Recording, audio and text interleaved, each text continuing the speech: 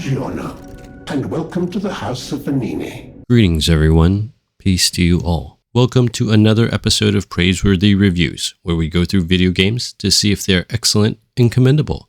Today, we will be reviewing Lies of P, a dark fantasy Souls-like by NeoWiz and Round 8 Studio.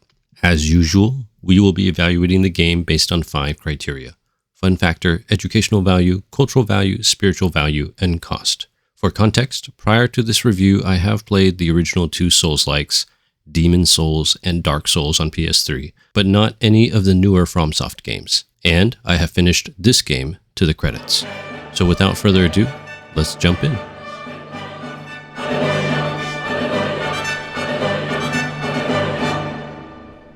In Lies of P, players play as the titular P, Pinocchio, in the post-apocalyptic city of Krot, devastated by the puppet frenzy and the petrification disease. Gameplay is primarily focused on combat and exploration, with a little bit of other content. Combat is just what you would expect from a Souls-like.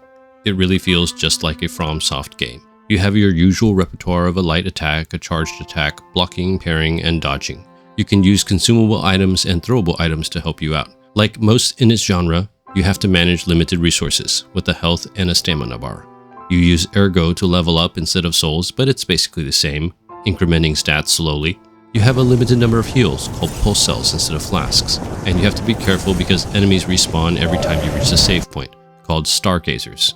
None of this should be new to those familiar with the genre. Progression occurs when you level up, as mentioned earlier, but there are other systems to progress as well. You can find better defensive equipment, what the game calls defense parts, which are basically better materials and components for P's puppet body. You can equip different amulets, which are accessories for customizing builds. Like you would expect, you can find new and interesting weapons, and you can upgrade weapons you like. In an interesting twist, you can experiment by disassembling and reassembling blades and handles into different combinations to customize weapon movesets with different types of blades and damage. Initially, I didn't want to mess with this too much because I thought the weapons were quite serviceable as they were, and the special weapons, the boss weapons, which are generally better, cannot be disassembled. However, later in the game, I took a few blades that I liked and put them on a handle that was better suited for the stats that I had decided on progressing, and then I started to understand the attraction of this system. There are also the quartz that you can insert into your P organ, your heart, which are modular passive abilities that you can mix and match to produce the kind of build you want. While this is initially hard to understand, and quartz is quite rare, careful use of this system really allows you to customize your build of P and supports a wide variety of combat styles. Although I try to avoid messing with overly complicated systems, I generally warmed up to both the weapon system and the P organ system once I had a better grasp of what was going on. As a puppet, P also has a mechanical prosthetic left arm, called a Legion arm, that can be equipped with different types of weapons, such as mines or shields. I mainly used the wire and the bombshell arms. Exploration is what you would expect in a Souls-like, with good items and equipment hidden around corners and on awkward ledges. There are also some optional mini-bosses that can provide important items like quartz. Lies of P is hard enough that exploring optional areas for shortcuts and critical items like shop expansions can make a huge difference.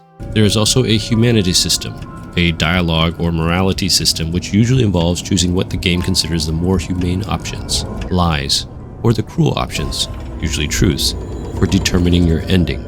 Overall, I had an enchanting time, and I'm going to give the game 5 stars for fun factor. Lies of P has all the motor skill development challenges of a Souls-like that you would expect. There are no difficulty options, so you just have to get good. The game is approximately as difficult as an average Souls game. One nice thing is the scaffolding in the game appears to be better, with patch 1.3 having made the early game a little more beginner-friendly.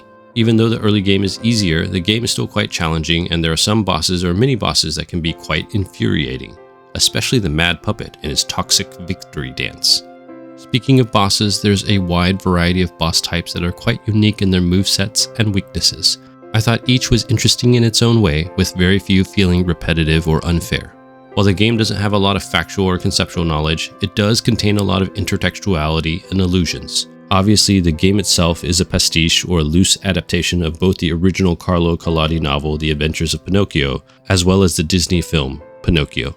The game doesn't explain all the references, but many of the characters are named after original characters in the book or are obvious adaptations. I'm not thoroughly familiar with the original novel, but I did watch the Disney movie as a child, and I admit that the game did make me curious what changes were being made and how it affected the story they were trying to tell. There are also a lot of references to all kinds of cultural phenomena, like the picture of Dorian Gray or philosophers like Descartes. Although the game is subtle, it is clearly intelligent and stimulating, even if it requires work on the part of the player to enjoy what it has to offer. As a result, I'm going to give the game 5 stars for educational value. The Belle Epic artistic style of Lies of P is stunning in most ways. The character designs, especially for P, were both unique and fit the mood well. I like the fashion of the period in many of the outfits, as well as the animal masks of the stalkers. The visual designs of many of the locations, like the hotel or the cathedral, were attractive and immersive. The designers did an excellent job of making it feel like Krat was in the aftermath of a prosperous industrial revolution gone wrong. The one thing I didn't like visually was how it felt like some areas were really similar to others, and seemed like they basically just reused a bunch of assets. I'm not against strategic or clever cost-cutting measures, but they still could have made many of the areas look distinct. I don't have much to say about the animations other than that they were all generally solid, although it was mostly the same sort of Souls-like fighting animations you might expect, and lacked the type of cinematic quality you might see in AAA games. Still, I did like the inclusion of the gestures, especially that of prayer and remembrance. The music was immersive and felt like it captured the spirit of the age without being totally faithful to the salon music of the period. I especially liked the integration of the piano and the gramophone into the game. The voice acting did not really stand out as particularly good or particularly bad. For me personally, it felt rather mediocre, which was kind of a letdown after finishing a lot of AAA games like Metaphor or Spider-Man in the last few months. I should take responsibility as their maker. The story, however, did not disappoint. The game does a great job of honoring its source material while forging its own path and meaning. The dark fairy tale setting really worked, and I enjoyed exploring and learning about Krat, although I kind of wish you could learn more about the world outside the city. For a Souls-like, there are a number of characters that are quite charming. I ended up liking the NPCs in the hotel more than I thought I would, especially Antonia and Benigni. Signor Lorenzini Venigni, gentlemen, bon vivant, and at the moment, utterly at your service, my friend. The narrative plot was more substantial than I expected from a Souls-like. I played and got the canonical best ending, and it was generally satisfying. Released in September of 2023, Lies of P sold 1 million copies in just 1 month. At time of recording, about a year and a half later, no additional statistics have been made available. Lies of P has been nominated for numerous awards and has even won a few, such as Best Action Adventure or Best RPG for Gamecom.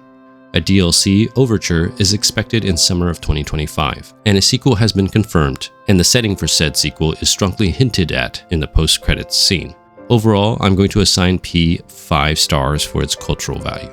As far as spiritual elements are concerned, there's not a lot of negative content other than the violence. There's a lot of human blood, monster blood, and puppet blood equivalent, as well as rather graphic combat.